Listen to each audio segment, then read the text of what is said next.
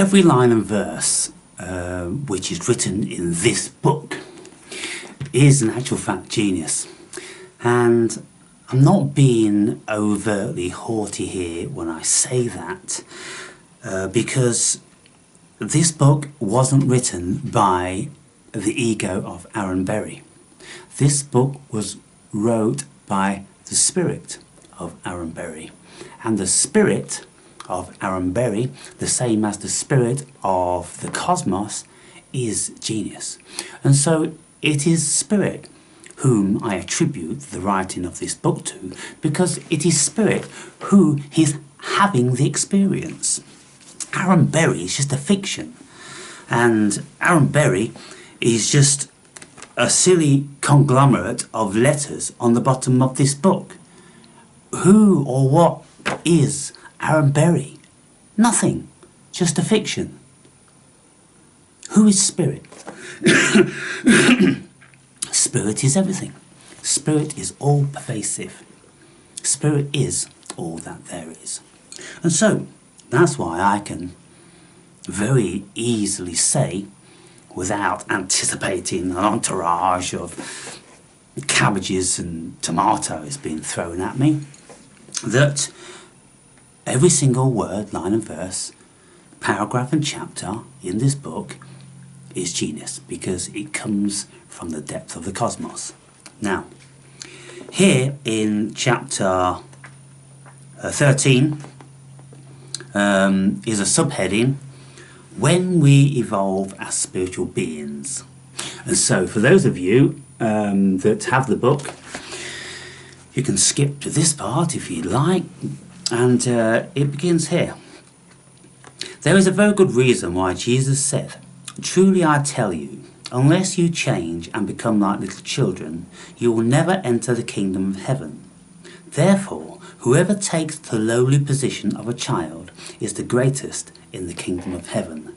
Now, I write about that concept extensively in here because it's really powerful. But to continue, just a couple of pages, that renowned verse comes alive when we metaphorically become like children. And the world becomes anew when we gaze upon Mother Gaia with pure, unadulterated eyes, which haven't been blinded by the proliferation of dismissive concepts, such as that is just a tree, that is just a bird, etc.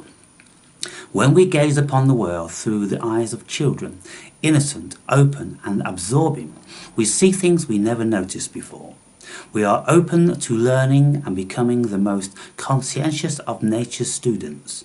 We now embrace the attributes of children who are curious and eager to learn all about the world, instead of closing our minds down, thinking that we already know it all. Opening our eyes and hearts in a fresh manner, without any biases, as if we were children, is a very liberating thing.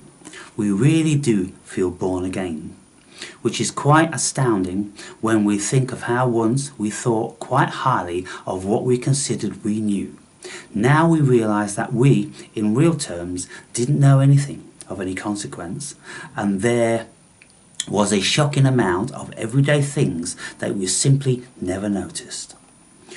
Once we become awakened, the difference is that we no longer place such an emphasis upon knowing anything.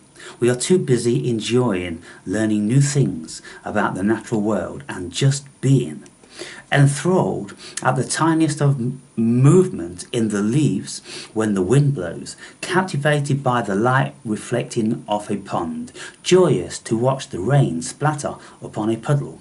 Such previously held mundane experiences are now like box office smash hit movies.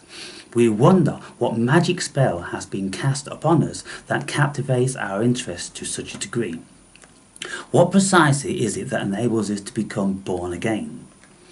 What was it that removed the scales from our eyes? How is it that we now find so much joy in our lives? What can we attribute to such a blessing?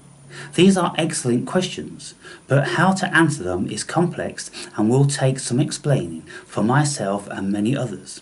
The how and why we arrive at our newfound awakening is primarily due to our suffering. Yes, that's right.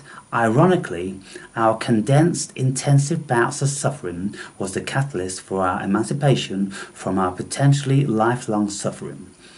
That's quite a paradox. Let's just investigate how that works, shall we? Again, I will speak from the first person perspective because I don't want to speak for anyone else and presume anything about how their own emancipation came about in a spiritual sense. Still, I do know from listening to and reading many people's accounts that their experience was similar to mine in that suffering was the key that set us free. When we suffer continuously for prolonged periods, our souls or egos arrive at a point of make or break. That's to say that the mind and body have become so exhausted with the effects of the suffering they simply cannot take any more, and so they then jointly have to face an ultimatum. Many consider suicide as an option as opposed to their constant strife and suffering, and others choose religion in a desperate attempt to emancipate themselves from the clutches of evil forces. We see this choice concerning people with an addiction of varying varieties. This is why Alcoholics Anonymous, or variants of the same organisation, have been so beneficial for millions of people over the years. They build a relationship with a higher being. This higher being is a deity of the individual's choice. It doesn't have to be a recognised higher being of any particular socially imposed brand, just a higher being whom the person suffering from any given addictive disorder can seek union with to help them ease their mental and physical affliction. They seek a greater power source than they call upon. They seek a greater power source that they can call upon to help them when they feel most vulnerable and helpless. When we physically join forces with a higher being, that in and of itself is a variety of spiritual awakening. But invariably, it isn't a spontaneous awakening, which is the subject I will address now. Spontaneous awakenings is what Eckhart Tolle speaks about in his The Power of Now book, which has sold an astronomical number of copies worldwide. In that book, he speaks about himself being in the depths of depression for many years, contemplating suicide as the only feasible respite to his suffering. Then, one morning, out of the blue, he had a spiritual awakening that turned his life around in an instant.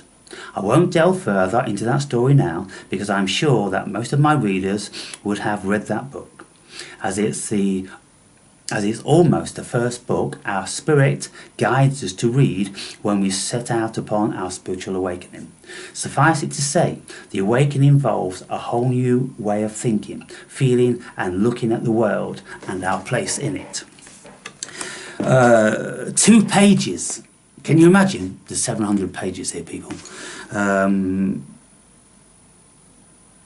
Make of it what you will.